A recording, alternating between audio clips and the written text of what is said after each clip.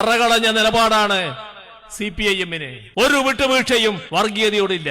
4 വോട്ടിന് വേണ്ടി രാഷ്ട്രീയ ചെറ്റത്തരം കാണിക്കാൻ ഞങ്ങൾ ഒരു ഘട്ടത്തിലും തയ്യാറുമല്ല. അത് പറയേണ്ട മണ്ണിൽ വെച്ച് തന്നെയാണ് മുഖ്യമന്ത്രി പറഞ്ഞത്. താനൂര് മുഖ്യമന്ത്രിയുടെ വാക്ക് അറം പറ്റിയ പോലെയാണ്. കാരണം 2 ദിവസം മുമ്പ് താനൂർ MLA പറഞ്ഞിരുന്നു, ലീഗിനെതിരായി ഞങ്ങൾ എല്ലാവരുമായിട്ടും കൂട്ടുകൂടിയിട്ടുണ്ട്. അത് SDPIയുടെ ഭാരവാഹികൾ കഴിഞ്ഞത് മറക്കരുത് എന്ന് പറഞ്ഞപ്പോഴാണ് താനൂർ MLA അങ്ങനെ സമ്മതിച്ചത്. താനൂരിലെ വിജയത്തെ സംബന്ധിച്ച് മുസ്ലിം ലീഗിനെതിരായി ഉള്ള ഒരു മത്സരത്തിൽ എല്ലാവരും സഹായിച്ചിട്ടുണ്ട്.